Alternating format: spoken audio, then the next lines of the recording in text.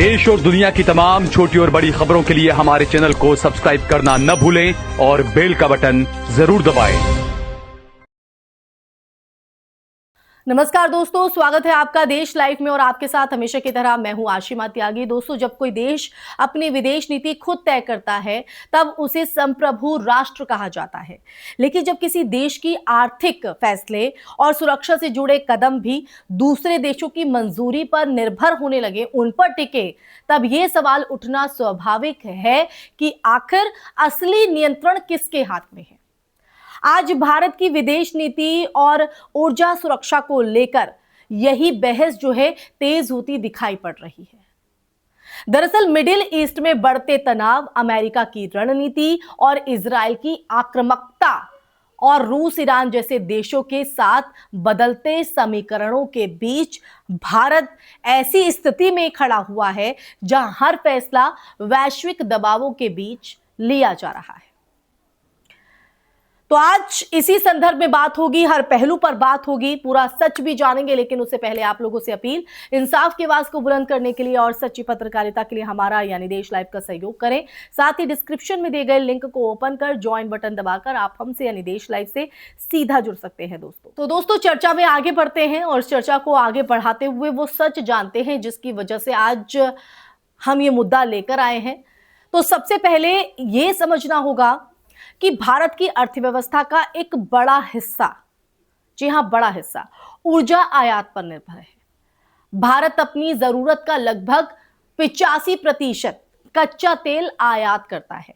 इसलिए middle east में कोई भी युद्ध, तनाव सीधे भारतीय अर्थव्यवस्था पर असर डालता है। दोस्तों, हाल ही में जब अमेरिका के पूर्व राष्ट्रपति डोनाल्ड ट्रंप ने यह कहा कि मिडिल ईस्ट में युद्ध के बाद तेल की जो कीमतें हैं वो बढ़ सकती हैं, तो इसका सीधा मतलब यह है कि आने वाले समय में वैश्विक बाजार में तेल महंगा हो सकता है। जब तेल महंगा होता है तो जो उसका असर है, उसका जो प्रभाव है, वो सिर्फ पेट्रोल डीजल तक सीमित नहीं रहता है दोस्तों, बल्कि ट्रांसपोर्ट, खाद्य पदार्थों की जो कीमत है, महंगाई दर और पूरी जो अर्थव्यवस्था है उस पर भी पड़ता है। अब सवाल यह है कि भारत के पास विकल्प क्या है। पिछले कुछ सालों में रूस भारत के लिए एक बड़ा तेल आपूर्तिकर्ता बनकर उभरा था।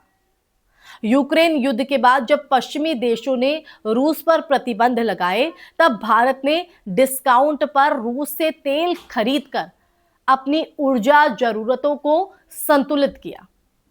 और कई अंतर्राष्ट्रीय रिपोर्टों के मुताबिक 2023 से 2024 के दौरान भारत के कुल तेल आयात में रूस की जो हिस्सेदारी है वो 30% से ज्यादा तक पहुंच गई थी। इससे भारत को सस्ता तेल मिला और घरेलू कीमतों पर जो दबाव है वो कुछ हद तक कम भी हुआ। लेकिन हालातों की बात करें तो हालात तब जटिल हो जाते हैं दोस्तों, जब वैश्विक राजनीति ऊर्जा बाजार को प्रभावित करने लगती है। अमेरिका लंबे समय से चाहता रहा है कि रूस और ईरान जैसे देशों के तेल व्यापार को सीमित किया जाए। ईरान पर पहले से ही अमेरिकी प्रतिबंध है और कई देशों को उससे तेल खरीदने के लिए विशेष छूट लेनी पड़ती है। भारत की बात करें तो भारत ने भी कुछ समय पहले तक ईरान से तेल खरीदा था, लेकिन अमेरिकी प्रतिबंधों के बाद यह लगभग बंद हो गया। आपको बता रही हूं कि अमेरिकी प्रतिबंध के बाद अब यही वो संदर्भ है जिसमें हाल ही में यह खबर सामने आई कि भारत के पेट्रोलियम मंत्रालय ने विदेश मंत्रालय को पत्र लिखकर सुझाव दिया कि अमेरिका से यह पूछा जाए कि क्या भारत को रूस से तेल खरीदने की अनुमति मिल सकती है। अगर यह स्थिति सच है तो यह एक गंभीर कूटनीतिक सवाल खड़ा करती है। क्या भारत जैसे बड़े देश को अपनी ऊर्जा जरूरतों के लिए भी किसी दूसरे देश से अनुमति लेनी पड़ेगी? यहां देखिए एक और पहलू भी समझना जरूरी हो जाता है। अंतरराष्ट्रीय राजनीति में अक्सर देश अपने राष्ट्रीय हितों के आधार पर फैसले लेते हैं। अमेरिका, चीन, यूरोप सब अपने आर्थिक और रणनीतिक हितों की अगर बात करें तो उन हितों को प्राथमिकता देते हैं। ऐसे में भारत के सामने चुनौती ये है दोस्तों कि वो अपनी ऊर्जा सुरक्षा को कैसे सुरक्षित रखे। अगर भारत रूस से सस्ता तेल खरीदता है तो उससे पश्चिमी देशों के दबाव का जो सामना है वो करना पड़ सकता है, और अगर वो उन दबावों के आगे झुकता है तो घरेलू अर्थव्यवस्था पर महंगाई का जो बोझ है वो बढ़ सकता है।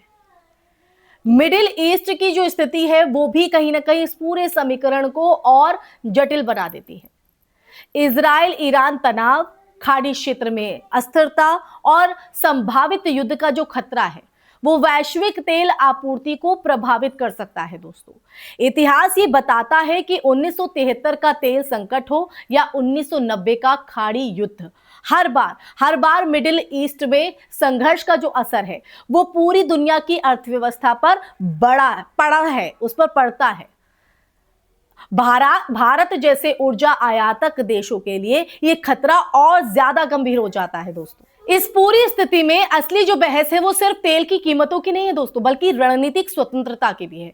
क्या भारत अपनी विदेश नीति को पूरी तरह स्वतंत्र रूप से चला पा रहा है, या फिर वैश्विक ताकतों के बीच संतुलन बनाने की कोशिश में उसे बार बार समझौते करने पड़ रहे हैं। और ये वही सवाल है जो आज आम नागरिक के मन में भी उठ रहा है, क्योंकि अंततः तेल की जो कीमतें हैं वो बढ़ेंगी तो उसका जो असर है वो सीधे जनता यानी आप और हम पर जो है पड़ेगा, हमारी जेब पर पड़ेगा। दुनिया की राजनीति में ताकत सिर्फ भाषणों से नहीं बनती है दोस्तों, सिर्फ भाषणों से नहीं बनती है, बल्कि आर्थिक और रणनीतिक फैसलों से बनती है। तो अगर किसी देश को हर बड़े फैसले से पहले किसी और की मंजूरी लेनी पड़े, एक्सेप्टेंस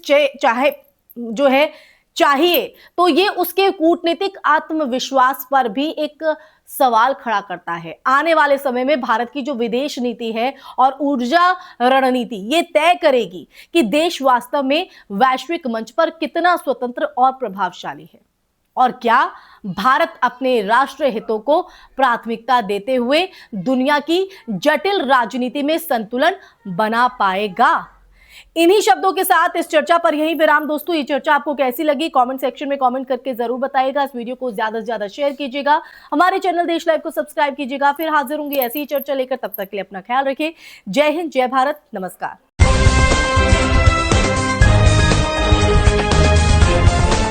देश और दुनिया की तमाम छोटी और बड़ी खबरों के लिए हमारे चैनल को सब्सक्राइब करना न भूलें और बेल का बटन जरूर दबाएं।